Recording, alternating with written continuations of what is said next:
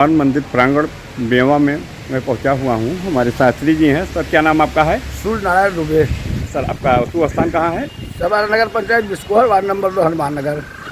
यहाँ मंदिर पर आप आते जाते हैं, कैसा बहुत लगता है? पहले से मंदिर से हम लोगों का संबंध है। हमारे जो पूजनीय महाराज जी थे, श्री श्री 1008 श्री महामंडलेश्वर श्री दामोदर दास जी महाराज, वो बड़े ही मतलब जो है योग्य संत थे। इस एरिया के माने जाने थे। सभी जहाँ भी धार्मिक कोई गड़बड़ियाँ होती थी बीच में, वो जा करके पहुँच जाते थे, उसे कंट्रोल कर लेते थे। और उनकी छाया इतना क्षेत्र में मतलब कोई प्रभाव है कि मतलब आज तक जन जन में उनका जो है चर्चा चल रहा है। और उन्हीं के भाई साहब हैं जो आज वर्तमान में संभाले इस कमान को। इस मंदिर की बहुत ही महिमा है। बहुत प्रभाव था उनका क्षेत्र में। बहुत प्रभाव इस पर आप क्या कहना चाहते हैं? बहुत ही प्रभावशाली थे। मतलब किसी के कोई गृहस्थ हो, कोई संत हो, किसी के लिए कोई परेशानी हो, वो तुरंत पहुंच जाते थे और उसको कंट्रोल कर लेते थे और उसका निदान भी कर देते थे। बहुत ही योग्य पुरुष थे।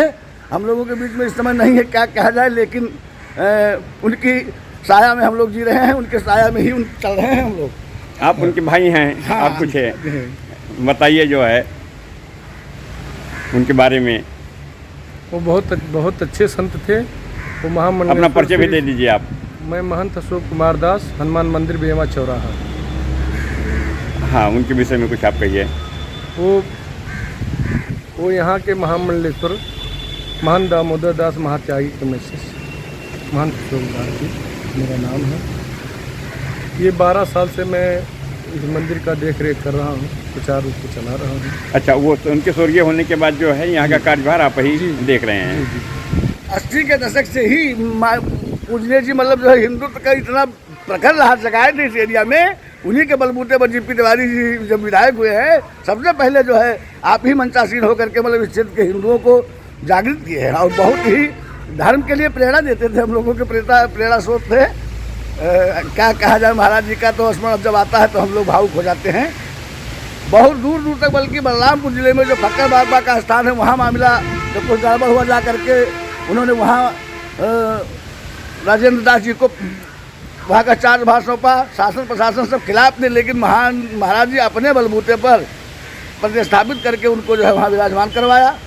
बहुत ही उत्तम कार्य किया है महाराज जी ने। मुख्यमंत्री योगी जी के बारे में आप कुछ 2 शब्द कहिए। माननीय योगी जी तो हमारे बहुत ही ऊर्जावान और बहुत ही हम लोगों के एक आशा के किरण हैं। हम लोग उन्हीं के बलबूते पर सारे क्षेत्र में मतलब जो है सम्मिलित होकर के एकत्रित होकर के योगी जी को जो है फिर पुनः मुख्यमंत्री बनाने के लिए प्रयासरत हैं। 2027 में विधानसभा चुनाव भी जो है होने वाला है। होने वाला, क्या कहेंगे? जी होने वाले चुनाव में हम लोग अथक प्रयास करके योगी जी को ही मुख्यमंत्री बनाने की जो है विचार बना रहे हैं, सोच रहे हैं।